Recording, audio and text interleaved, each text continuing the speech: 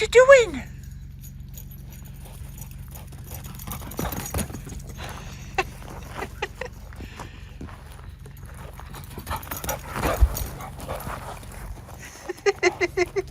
What you doing, huh?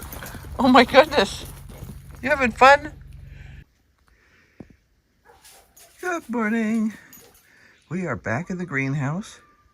Unfortunately, we have to listen to our freaking next door neighbors' dogs who they allow to bark like crazy every morning. And there's a coyote howling too, which is probably setting more of them off. I don't mind the coyote because, like, this is his, but people who let their dogs just bark randomly, I don't know. Our dogs have always been taught to only bark if there's something going on. Now, some people would say there's a coyote howling. None of my dogs have barked for the coyotes howling. They listen, and I'm always cautious because if you get enough coyotes together, they can be dangerous for a dog, especially a small one. But be that as it may, Rufus is busy inspecting. Rufus, stay away from that over there. There's a rat trap in the corner. Anyway, back, I want to say, about the 10th of the month, I started really trying to pull this together to make things grow. And I know on, I think the 10th and the 11th or something like that, I started planting seeds. So I've been keeping things covered and watered. Didn't think you needed to watch that every day. And I don't water every day because keeping things covered, it doesn't need a lot. But see if I can make this little guy show up. This is spinach. See that little teeny tiny guy there? Oh, and there's some there. And some there. Just get focused. Okay, so we've got, probably all told about a half a dozen of these little things. Really hard to make them show up on the camera, but that's our spinach. If you remember, that had the clever and intoxicating name of hybrid smooth leaf. Then we go over to Tarek, which is some of our kohlrabi. And these are the ones I said I've had the very best luck with for kohlrabi. They just pop up like crazy, and that's exactly what they've done. Almost every spot that I have planted, and I should mention, this is an unheated greenhouse. Now I do keep them covered, but these are all things that are cold tolerant. But we've had temperatures consistently down in the 20s at night lately, and still we have growth. Now, I haven't seen any on the quick start yet this morning. You know, I don't see anything in here. But that's not surprising because, believe it or not, quick start doesn't start as quickly as the other guys do. This is Atlantis, and I can see we do have a couple there. I don't expect these guys to pop up quite as fast. That's actually a type of mini broccoli. Let's see over here. Excuse me, wolves. It's like, I'm not in your way. You should walk around to me. Tiara, that's cabbage. Ooh, now the sun is getting in my eyes. The sun is really just popping up now, so I haven't even gotten this all uncovered yet this morning. These were planted a day or two later. So, wow. Choice check it out. Woohoo, I am psyched. My impression is, without actually going through records, it's been a bit colder than usual. Usually in December, we get this cold, and it stays, and then it actually kind of warms up in January. I mean, we get more snow, but we get less in the way of, you know, insane low temperatures. But I am seeing a ton of stuff popping up in these. Very happy with that. So what I'm going to do now is I'm going to take some Hoss Tools Premium Fertilizer, which is a 20-20-20 soluble. I'm going to water all of these thoroughly because seeds have enough nutrition and energy in them to get up through the soil. And most people will say, wait till they get first true leaves. I find that because our environment can be kind of tough, giving them a little extra boost early on. And this is going to be what we call spoon feeding. Nothing big, just a little teeny tiny bit.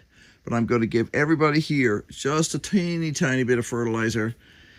Most of the dirt in these has been used before. Yeah, the top 2 or 3 inches and most of these pots is brand new, but still doesn't hurt. And if they don't need it, they won't take it. And this stuff is not going to burn the seeds or the plants. It's super mild. So that's what I'm going to do. Let's see if I have any. Don't think I have any of the. No, I don't have any of the micro boost out here. That's in the house. Okay, I'll need to bring that out because that's all your micronutrients. And I find that when I give them a whack of micronutrients, like a week later, they just like go into turbo mode. And that's what we're hoping for this winter. We spent quite a bit of time shopping yesterday. Part of it's just seeing what's out there. And we went to stores that are higher end, that usually have a nicer selection. And the selection was pretty decent, but they didn't have some of the specialty veggies that we want, like the kohlrabies. Actually, I did see kohlrabi at 2 of them, but they were small. And I know from experience that the small ones are really great for like cream kohlrabi and stuff like that, but we don't make that. We prefer to actually eat the kohlrabi raw as a slaw, and that takes a bigger bulb. So I did finally find some rutabaga. Geez, I was beginning to think we weren't going to have any because nobody had it, or they had things that were so bad they looked like they'd been rolled from the field. And the ones that we did find, I was shocked to see had not been waxed. Now, if you're not aware of how you store root vegetables, some root vegetables are waxed in order to keep them from dehydrating. And that is definitely the case with rutabaga. I remember as a small kid, they were always waxed because that just keeps them from dehydrating, and it'll let them stay for months. So, yeah, I was thrilled to find that yesterday. But this has once again reinforced the fact that we really need to be growing more of our own stuff because we just can't get what we want at the grocery store. So, now I'm going to water, and I will stop chattering. Okay, here we are. Everybody's been watered, and now they're covered back up with their little covers. When these get a little bit bigger, most of these are ½ inch, maybe a couple of them are 3/4 inches tall.